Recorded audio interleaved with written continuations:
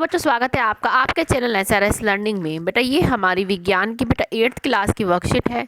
Worksheet जिसको हम कार्यपत्रक बोलते हैं, उसकी संख्या बेटा 25 और हमारी तिथि है वो है 30 दिसंबर 2020।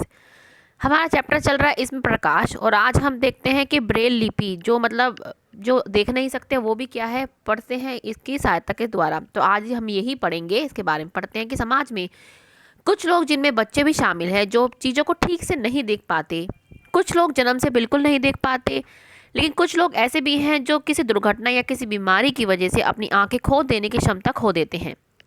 ऐसे लोग अपनी अन्य ज्ञानेंद्रियों जैसे सुनना, छूना जिसको हम कहते हैं स्पर्श करना, महसूस करना को अधिक विकसित कर लेते हैं।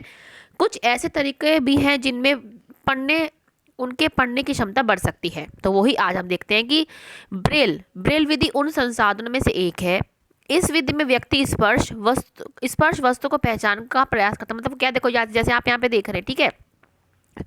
ब्रेल लिपि में क्या होता है, हमारे ना थोड़े जो अक्षर होते हैं वो उभरे हुए होते हैं। अगर हम उभरे हुए हमारे वर्ड होंगे, शब्द होंगे, तो हम क्या है अपने हाथों से फेर के हम पता कर सकते हैं ये क्या लिखा है। जैसे आप ये पिक्चर में भी देख रहे हैं, ठीक है। तो ब्रेल लुई ने पहली बार इस विधि की खोज की थी। ब्रेल लुई के ये ब्रेल लुई थे जो खुद एक नेत्रहीन व्यक्ति थे। खुद भी क्या ये नेत्रहीन व्यक्ति थे, देख नहीं सकते। इन्होंने ही क्या है ब्रेल लिपि की क्या है खोज करी थी। सामान्य भाषाओं, गणित और वैज्ञानिक संकेत के लिए ब्रेल कोड है। कई भारतीय भाषाओं को ब्रेल प्रणाली का प्रयोग करके पढ़ा और लिखा जा सकता है। इसमें क्या है हमारे 63 मतलब 63 डॉट पैटर्न या वर्ण होते हैं, जैसे आप यहाँ पे देख रहे हो। प्रत्येक कोड एक अक्षर, शब्द या एक व्याकरण के संकेत को दर्शाता है। ब्रेल पाठों को हाथ या मशीन से तैयार किया जा सकता है। आज टाइपराइटर जैसी युक्तियों तथा मुद्रण मशीनें विकसित की गई है, जिससे क्या है जो इंसान है वो भी जो नहीं देख सकता या कम देख सकता है वो भी इस चीज़ का फ़ायदा उठा सके। क्या आप जानते हैं, अब हम ये पढ़ें कि क्या आप जानते हैं नेत्रदान कोई भी व्यक्ति कर सकता है। ये आंखों के रोगों के साथ कॉर्निया अंधापन से पीड़ित व्यक्तियों के लिए भी मूल्यवान उपहार है। जो मतलब जिसको कोई रोग हो जाता है, जिसको कॉर्निया या अंधापन होता है, उनके लिए भी ये वरदान है। नेत्रहीन दान कौन कौन कर सकता है, हम ये देखते हैं कि किसी भी लिंग का हो, कोई से भी लिंग का हो, चाहे वो स्त्री हो पुरुष हो, कोई भी क्या है नेत्र को दान कर सकता है। किसी भी आयु का हो सकता है। इसमें आयु का भी कोई वो नहीं है कि कोई आयु यही होनी चाहिए। कोई से भी आयु का व्यक्ति जो है ये क्या है आंखें जो है डोनेट कर सकता है। किसी भी समाज, इस तरह का कोई भी समाज का हो वो क्या है, क्योंकि समाज से पहले हम सब क्या है इंसान हैं।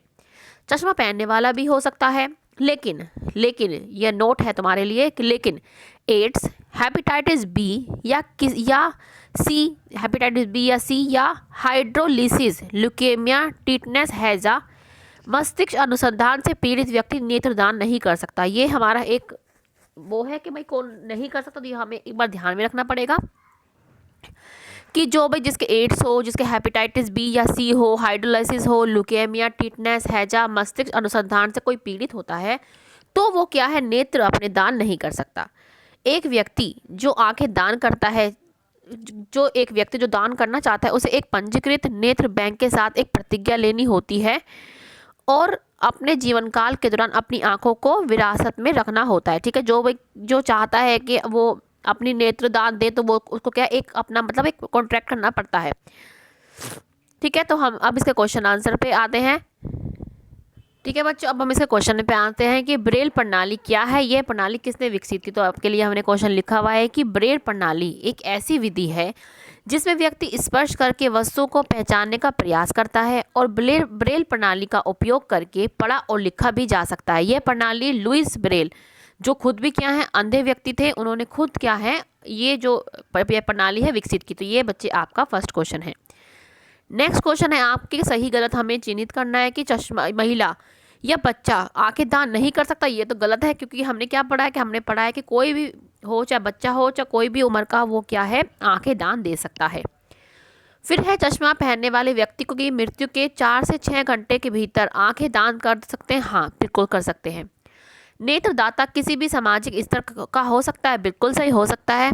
हाइड्रोलिसिस, ल्यूकेमिया से ग्रसित व्यक्ति नेत्रदान कर सकता है, ये गलत है, क्योंकि हमने क्या पढ़ा था कि जो हेपेटाइटिस, हाइड्रोलिसिस, ल्यूकेमिया से जो ग्रस्त होते हैं वो क्या है अपनी आंख दान में नहीं दे सकते। ठीक है, तो ये हमारे हो गए। अब क्वेश्चन है कि हमें हमें अपनी आंखें नेत्र बैंक में क्यों दान करनी चाहिए, क्यों दान करनी चाहिए? ताकि हमारे जब हम हमारे बात क्या है, जो ये अच्छी दुनिया क्या है और लोग भी देख सके, और ये क्या है, बहुत ही अच्छा उपहार है। तो आप इसको लिखेंगे, ठीक है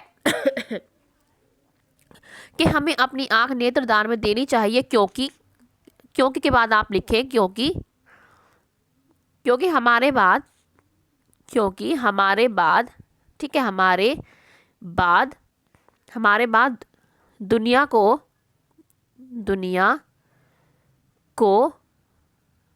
कोई और देख सके, कोई और देख सके।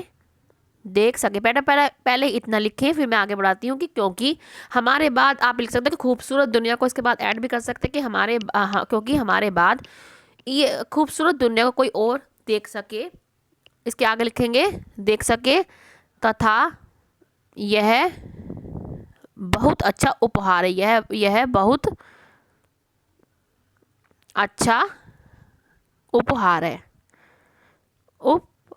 क्यों हमें ना दान हमेशा करना, उपहार है, हमें हमेशा दान करना चाहिए, क्योंकि हमारे बाद क्या है, जो हमारी प्यारी सी दुनिया है, ताकि वो जो अभी तक नहीं देख पाए और वो जो लोग भी देख पाए इस दुनिया को। ठीक है बच्चों, तो ये आपकी, आप अपने आप ही बना के क्वेश्चन लिख सकते हैं। ठीक है बच्चों, ये हमारी आज की 8th क्लास की बेटा साइंस की वर्कशीट है। मुझे पूरी उम्मीद है आपको अच्छी लगे, तो बेटा लाइक करके हमें ज़रूर बताइएगा आपको कैसे लगे, क्योंकि हमें पता है, इससे हमें पता लगता है कि हम आपको समझा रहे हैं, आपको समझ में आ रहा है, ये कैसे आ रहा है। ठीक है, और जो बच्चे नए हैं हमारे चैनल पे, प्लीज़ जाके हमारे चैनल को सब्सक्राइब कीजिए, लाइक कीजिए। आप मिलते हैं बच्चों आगे की वर्कशीट के साथ। हमेशा खुश रहिए बच्चे, कोविड-19 से बच के रहिएगा। बाय बच्चों।